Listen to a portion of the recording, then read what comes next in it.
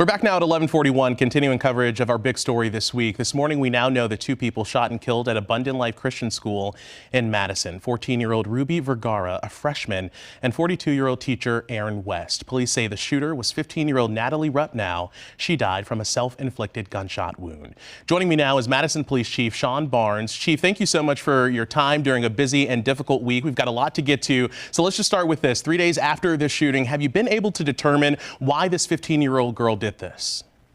No, that's the question that everyone has been asking, and we may not ever know why she chose to do this. We know it's probably a combination of things. We're going through a lot of evidence at this particular time, including cell phone analysis, computer analysis, and papers and were taken from our home, trying to piece together a little bit of what may have been going through the mind of a 15-year-old who chose to take the life of fellow students and a teacher. In a news conference earlier this week, you said that everyone was a target. Everyone was put in equal danger. We now know the identity of the two people killed. Are you aware of any connection between Ruby Vergara, Aaron West, and the shooter? I'm not aware of any connection that may have contributed to this, but I do know, as someone who was a former school teacher, I was a high school teacher teaching history for 4 years before I was a police officer. I can tell you that all teachers, our first mandate is to protect our students. I am not surprised, unfortunately, that a teacher was killed in this incident, because parental instincts will kick in and you will do everything you can to protect those that you have been asked to protect.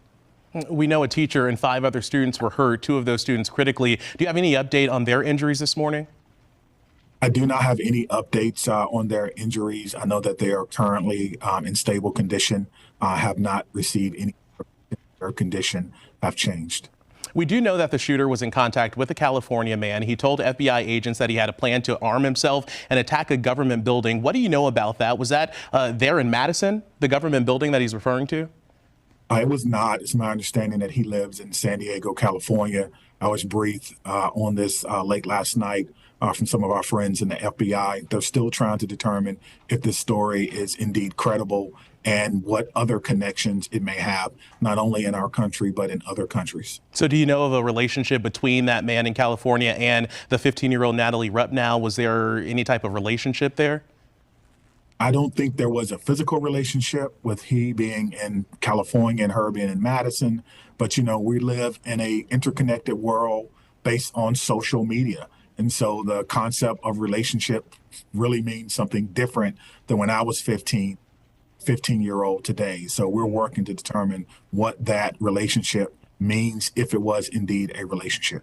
On that point of social media, just kind of a two-parting question here. Why do you think that no one reported any of the signs that you guys have kind of lined out that there may have been leading up to the shooting? And what's the message for folks as we kind of move beyond this incident? Yeah, I really appreciate that question, and it's very insightful. Number one, I think the message is very simple.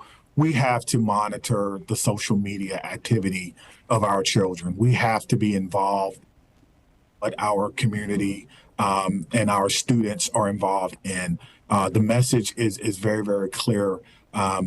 Things are social media are evolving, and people are being connected to our children who should not have access to them. We will do a thorough analysis of her cell phone and other papers and effects.